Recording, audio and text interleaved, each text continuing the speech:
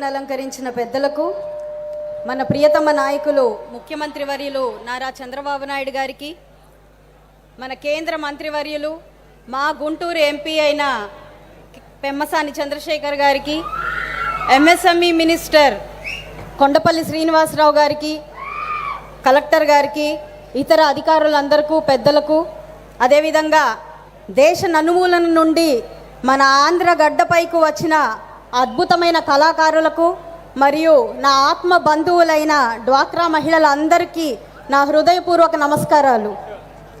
ఈరోజు గుంటూరు నగరం ఒక మినీ ఇండియాను తలపిస్తుంది. మన రాష్ట్ర చరిత్రలో మొదటిసారిగా జాతీయ స్థాయి సారస్ మేళాకు ఆతిథ్యం ఇవ్వడం మనందరికీ గర్వకారణం. ఇందుకు ప్రత్యేక చొరవ తీసుకొని ఈ మేళాను ఘనంగా జరగాలని స్వీయ పర్యవేక్షణ వహించి మన ప్రియతమ ముఖ్యమంత్రి వర్యుల చేతుల మీదుగా ఇది జరిగేలాగా చేసిన మన డైనమిక్ ఎంపీ కేంద్ర సహాయ మంత్రి వర్యులు పెమ్మసాని చంద్రశేఖర్ గారికి ప్రత్యేకమైన కృతజ్ఞతలు. ఈ 10 రోజుల పండుగ కాలం కేవలం వస్తువుల ప్రదర్శన మాత్రమే కాదు, ఇది భారతదేశ గ్రామీణ ఆత్మకు ప్రతిరూపం. ఒక మహిళ ఆర్థిక ఎదుగుదల ఆ కుటుంబం, సమాజం మరియు ఆ దేశ అభివృద్ధికి కొలమానం. మరి మహిళ సాధికారత అంటే కేవలం మాటలు కాదు, ఒక చేత కావాలి. ఆ చేతకు నిలువెత్తు రూపం మన ముఖ్యమంత్రి వర్యులు నారా చంద్రబాబు నాయుడు గారు. 1980వ దశలోనే మహిళలకు ఆస్తిలో సమాన హక్కు కల్పించి ఎన్టీఆర్ గారి వారసత్వాన్ని పునికి పుచ్చుకొని చంద్రబాబు నాయుడు గారు మహిళా లోకానికి ఆర్థిక శక్తిగా మార్చారు. మహిళ ఆర్థికంగా ఆధారపడకూడదు, ఆసరాగా నిలవాలి అని 4 గోడలకు పరిమితం కాకూడదు, ప్రపంచంతో పోటీ పడే పారిశ్రామికవేత్తగా మార్చాలి అని ప్రియతమ ముఖ్యమంత్రి గారు తెచ్చిన డ్వాక్రా వల్లనే ఇదంతా సాధ్యపడింది అని చెప్పచ్చు.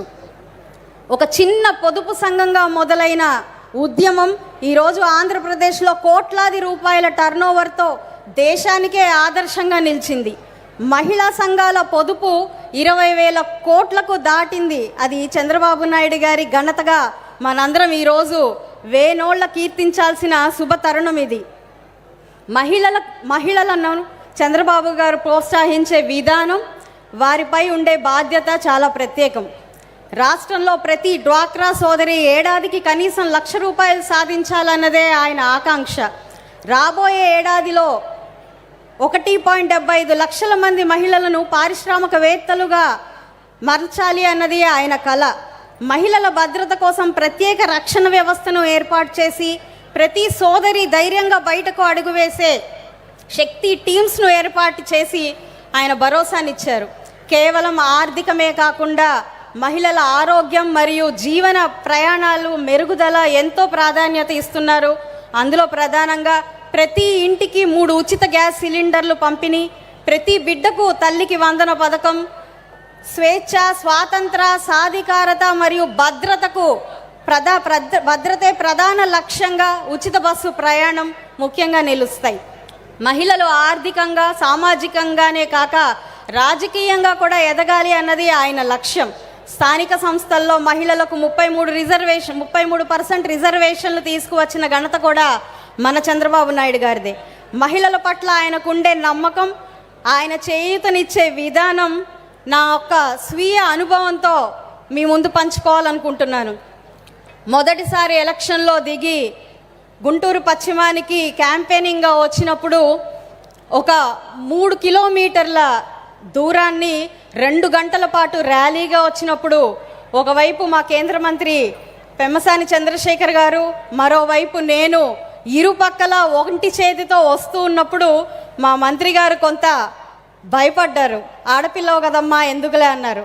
కానీ చంద్రబాబు నాయుడు గారు మీరు చేయగలరు, ఇది మీకు సాధ్యపడుతుంది, మీకు అవకాశం ఉన్నంత మేరకు చెయ్యండి అని చెప్పి చాలా ప్రోత్సహించారు.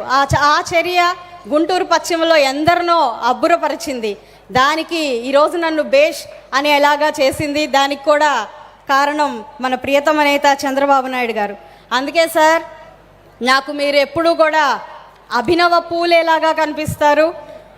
నాడు చదువు మాత్రమే ఆడపిల్లకు స్వేచ్ఛ ప్రసాదిస్తుందని, ఆడపిల్ల చదువు కోసం ఉద్యమం చేసి మహాత్మాగా నిలిచారు ఆ పూలే. అయితే నేడు సాధికారతతో, స్వేచ్ఛా స్వాతంత్రాలతో, ఆత్మగౌరవంతో ముందుకు సాగుతున్న ప్రతి తెలుగు మహిళ గుండెల్లో మీరు అభినవ పూలేగా, మహాత్మాగా చిరస్మరణీయంగా మిగిలిపోతారు.